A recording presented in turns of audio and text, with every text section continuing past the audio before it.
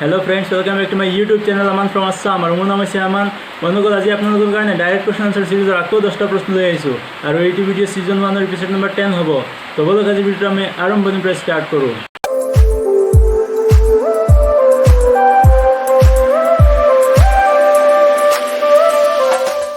और आज प्रथम प्रश्न तो है काक भारतर शेक्सपियर বুলি কোৱা হয়। भारतर शेक्सपियर বুলি काक কোৱা হয় আৰু ইয়াৰ উত্তৰ হৈছে মহাকবি কালিদাসক। হয় বন্ধুসকল, মহাকবি কালিদাসক भारतर शेक्सपियर বুলি কোৱা হয়।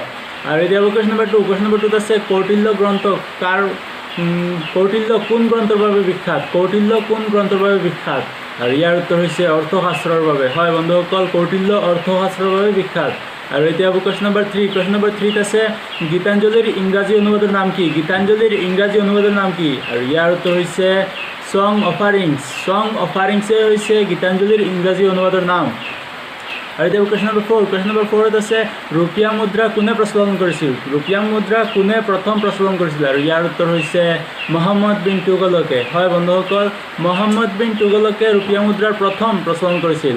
আৰু এতিয়া क्वेश्चन नंबर 5 আছে মহাত্মা গান্ধীয়ে লিখা তেওঁৰ আত্মজীৱনীখনৰ নাম কি? মহাত্মা গান্ধীয়ে লিখা তেওঁৰ আত্মজীৱনীখনৰ নাম কি? আৰু ইয়াৰ উত্তৰ হৈছে my experiment with truth. My experiment with truth হৈছে মহাত্মা গান্ধীৰ আত্মজীৱনী, তেওঁ নিজে লিখা। আৰু এতিয়া क्वेश्चन नंबर 6 আছে ভাৰতীয় জ্ঞানপীঠ পুৰস্কাৰ কোনে প্ৰচলন কৰে? ভাৰতীয় জ্ঞানপীঠ পুৰস্কাৰ প্ৰথম কোনে প্ৰচলন কৰিছিল? আৰু ইয়াৰ উত্তৰ হৈছে শান্তি প্ৰসাদ জৈনে। হয় বন্ধুসকল, শান্তি প্ৰসাদ জৈনে ভাৰতীয় জ্ঞানপীঠ পুৰস্কাৰ প্ৰথমে প্ৰচলন কৰিছিল। আৰু এতিয়া क्वेश्चन नंबर 7 আছে ৰবীন্দ্ৰনাথক কোনে প্ৰথমে গুৰুদেৱ নামেৰে অভিহিত কৰিছিল?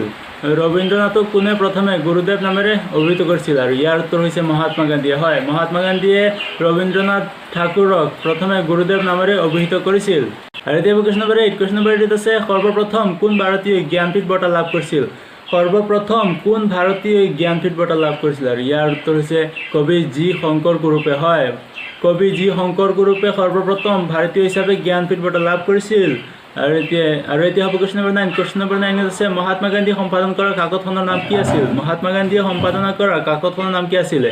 আৰু ইয়াৰ উত্তৰ হৈছে হৰিজন। হয়, হৰিজন আছিলে মহাত্মা গান্ধী সম্পাদনা কৰা কাকতখনৰ নাম। আৰু এতিয়া क्वेश्चन नंबर 10 আছে ৰবীন্দ্ৰনাথৰ কোনটো কবিতা প্ৰথমে ছপা হৈছিল? ৰবীন্দ্ৰনাথৰ কোনটো কবিতা প্ৰথমে ছপা হৈছিল? আৰু ইয়াৰ উত্তৰ হৈছে ভাৰতভূমি। হয় বন্ধুসকল, ভাৰতভূমি ৰবীন্দ্ৰনাথ ঠাকুৰৰ প্ৰথম কবিতা হিচাপে ছপা হৈছিল। তো আজিলৈ ইমানেই বন্ধুসকল। যদি আমাৰ ভিডিঅ'টো ভাল লাগিল তেনেহ'লে লাইক কৰিব, কমেণ্ট কৰিব, শ্বেয়াৰ কৰিব আৰু এনেকুৱা ভিডিঅ'লৈ পাই থাকিবলৈ আমাৰ চেনেলটো ছাবস্ক্ৰাইব কৰিব। ধন্যবাদ। আৰু সৰ্বশেষত জয় হিন্দ, জয় অসম।